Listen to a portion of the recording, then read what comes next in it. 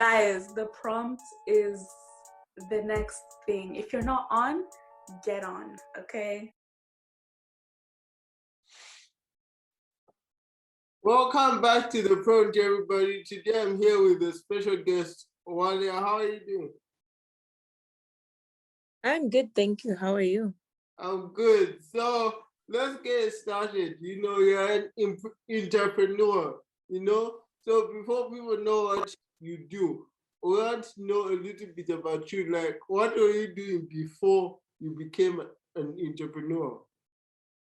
I think I became an entrepreneur in 2017. I was in my third year of university. So before that, I was a student. Yeah, that's pretty much it. I was just a student before I became an entrepreneur. All right. So, what are some of the things in your life that motivated you to become one? Okay. For the longest, I've always well, firstly, I'm in the music industry. So the business, the work, and everything I do is around the music industry. And what inspired me or led me to get into the industry was really my love for Zambian music and how I saw some in the industry, especially with like the younger artists, the artists that sang in less vernac, more English, or that made like different genres as opposed to like the regular common ones here in Zambia. So I saw a gap with like the support and the publicity they would get. So I figured I could create a platform that would specifically focus on those guys. And then over the time in 2018, I became an artist manager. And then 2019, I officially launched my record label. And yeah, it's been like that ever since. Oh yeah, talking about your record label, how was it like, establishing it? Was it easy? What were some of the challenges you had to go through to get there? Okay, a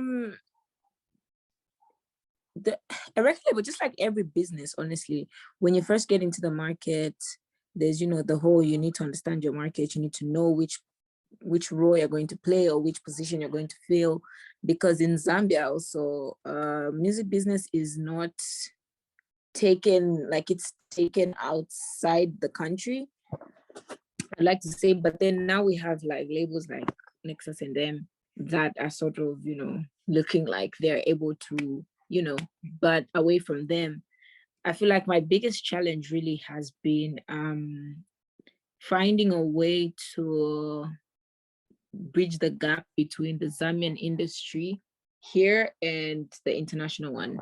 That's been like my main challenge.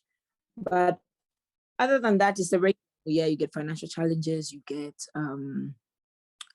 COVID, you get, stuff like that. But really just been trying to find a way to successfully have an artist that's able to break out into the international market from the Zambian market. All right, you're talking about your label, which is Z Art Records. What are some of the principles that stand behind? Like when they look at your company and label, what are some of the core values?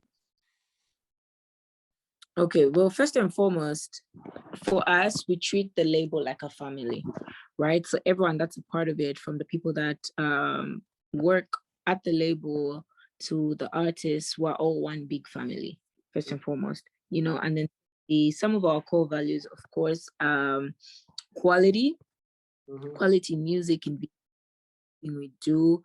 Like I said, family, just also having the spirit of the underdog. We always have the spirit of the underdog, and just trying to, just creating something honest and something that expresses each and every individual as they are, So authenticity in different shapes and sizes. Yeah, basically. So what do you look for when signing an artist, right? So obviously you don't just sign anyone. Mhm. I think the first important thing is the talent, most definitely.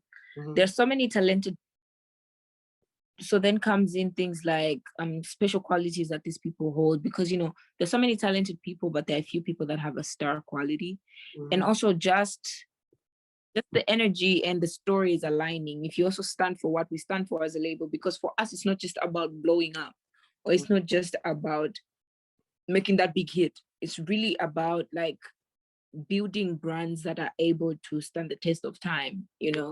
It's about recreating the face of Zambian music. It's creating a Zambian pop stars. It's teaching artists to be as professional as they can be, as to allow for them to grow as wild and as much as they can be. So even as we look for artists, we look at that potential and people that just align to our brand and align to our values, because in the end, it's like I said, it's a family. You have to sort of fit in one or another. All right, you talked about COVID, right? So like, how has your company operating before, and what are some of the changes that you had to consider now during COVID? Yeah, I mean, just like everyone else, I think in the music industry, stuff like shows and meet and greets and the like are sort of cancelled because of COVID. So we've had to sort of like get back to the drawing books and replan certain things, because you'd have something that's centered around the fans in person. So now you have to think that's more virtual. Also, even just this time we spend together as a team is now limited because now everyone's working from home. The artists are recording from studios, or they go to studio when they can. It's no longer about everyone being in one space at one time because of COVID. Even things like shooting music videos to a limit, because some places are closed because of COVID. Also, you might want to have like a large cast, but you can't because of COVID. So those are some of the things that COVID has affected, has affected us. But overall, it's also taught us how make the most out of the list, and also just to sort of have like a whole different perspective on how to give out the content to the people. Okay, that's good. Before we talk about like the 4 artists that you have, I wanted to ask that, if someone was come to you and say, okay, what do you need to start a record label? What is something that you tell them? I mean, to start a record label is just like every business. You have to have a business plan. What's your plan with this? What's your plan with the record label? What are you trying to do? What are you trying to achieve? What kind of music are you trying to make? What kind of quality are you trying to bring out? What kind of spot are you trying to fill in the market? It's still the same thing. So of course you need to know, and then also you have to have artists, because what's a record label without an artist? You need artists that record labels make money off record sales. So you have the artists that make the music, so give it to the people. You have producers, you have everything that comes in place. You have a studio, you have the artists, you have the producers, you have the artist managers, you have the A&Rs, you have the it's a huge thing, depending on how far you want to go. Some record labels employ 1,000 people, some employ 5 people. So it really depends on what exactly you want and how big you want to go. But the most important thing you need to have is the music. So you need the people to create the music, and also the person that's going to manage the people, and the person that's going to push the music further. So those are some of the essential things you need. Okay. So let's say as for you, right? So we know that you are the head of more of the faith. So how many people do you also have like helping you manage the artists or do day-to-day stuff? I have 2 other artist managers. One's Michael Mukelewai. I have another one, Bright Chama. He's also an artist manager. I have a tech guy, Michael Chuba. I have a graphics guy, Caesar. I have a financial person, which is Tambwe Nzimba. And what else? I have one that just, I have a music editor, which is Musonda Wale. And yeah, away from that, just friends as well play a part, but mostly that's who my team comprises of. Okay. That's good. So I'm sure everyone knows of your artists and stuff like that, but the prompt we like to do is unique. So I want to hear like a story about how you met each one of them and what is the best quality, like as short as you can. So let's start with Natasha Chance. I think she's the first one you signed, I think. Yeah. What's funny is just the other day, I was actually speaking about this story with one of my artists. Okay. So with Natasha, I met Natasha in 2018 through a friend of mine, Era Black. At the time, he was working on his EP, the 3194 Black EP. And so Natasha was on that EP, on the Lie to Me song. So he posted a video on Facebook of Natasha rapping along. And when I saw that, he tagged me in that video. So I saw that video and I thought she was really, really dope, because from my personal experience, I had never had like a female rapper that amazing, just a rapper altogether. Let me not even say female rapper, just a rapper altogether that had that much cadence and confidence and just, presence. Because when I saw that video, she seemed like she was enjoying herself. So I hit her up. I was like, yo, like I like what you're doing. If you have music out, at the time I only had a website. That was like just the beginning of 2018. I was like, if you have music out, I'd be more than glad to put it out for you. We spoke at the time, put in any single of her own. So then she told me she'd be in studio recording her first song, Need Your Fire. So then I was in studio with her and Era, because Era produced the same song. And yeah, we released Need Your Fire together. And so for the whole lot of 2018, towards mid 2018, like from, I could say maybe June, somewhere there, I started managing Natasha. So I just started managing her. And then in 2019, when I officially said I want to have a record label, she automatically was one of the artists under the label. That's the story with Natasha. So from Need Your Fire up until today, we've released the music together, we've worked together in one way or another. And then for Mitch, so Mitch was one of my graphic guys, Bonnie Inc. Is friends with Mitch. So he sent me a demo of Mitch's song, Ordinary. The song we released, his first song we released. He sent me a demo of that song and he told me like, yo, I have this friend and he's trying to get into the music industry. What do you think? And I heard it and I thought it was different, I loved how he had a demanding voice, and he at the time I was also looking for like a young Afro guy, and he fit exactly looking for, from how he looks to how he sounds and his potential. And then for foreign,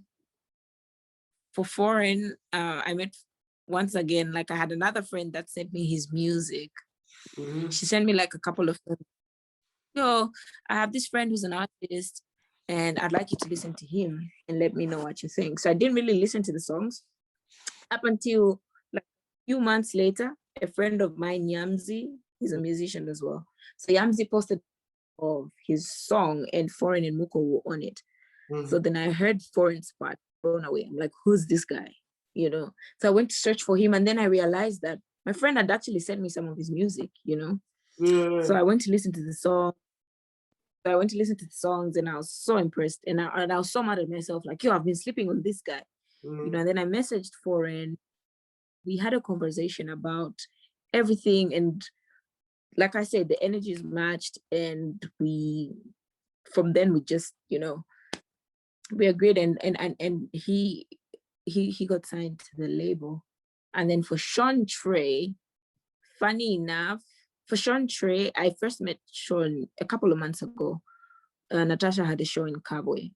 So Sean was performing. Because Sean isn't based in Lusaka, he's based in Fulera. So Sean was performing at that show as well. What we were living at, Sean and some boys came through to say hi to Natasha. And we everything. And then I remembered, and then Sean actually reminded me that 2 years ago he sent me his music to listen to. And I didn't, funny enough. But then after the show happened, the performance, we even came back to Lusaka.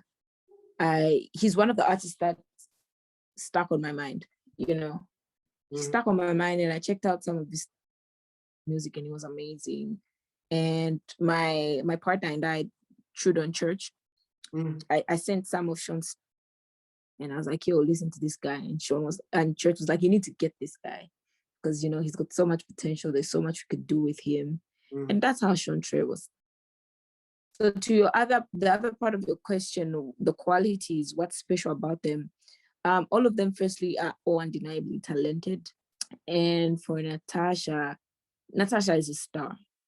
I mean, I don't even have to explain it more. Like, it's just a star. From when you listen to her music, and if you just interact with her, and just how passionate this person is, the work this person puts in, like, she was born to do this. Music comes easy for her. And she puts in 100 to get her work done. And she's just like, the world is not ready for Natasha Chansa, is all I'm gonna say. She'll be dropping her EP soon. So hopefully everybody will get the chance to listen to it and understand what I'm trying to say. Yes, I won't speak more on that. Then for Mitch, like I said, Mitch is his voice demands your attention, whether you like it or not, you know, talented guy, like a very as well. So he's a very smart guy that also for him music comes easily. Like, he's also just another star. All of them are stars. For baby of the group, Sean is he's different. His sound is different, his energy, and he's like, the world's not ready for him as well. So yeah, those are some of like the special qualities on them.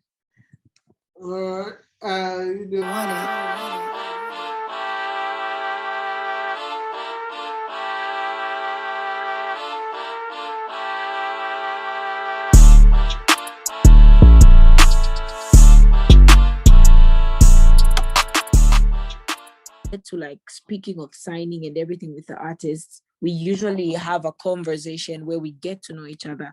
We get to know the dream, the goal, the vision. And mostly it aligns with every single artist, aligned, that the question that's been there is just, how are we going to do this? You know, it's, when do we start this? How are we going to do this? Never really been from a place of doubt.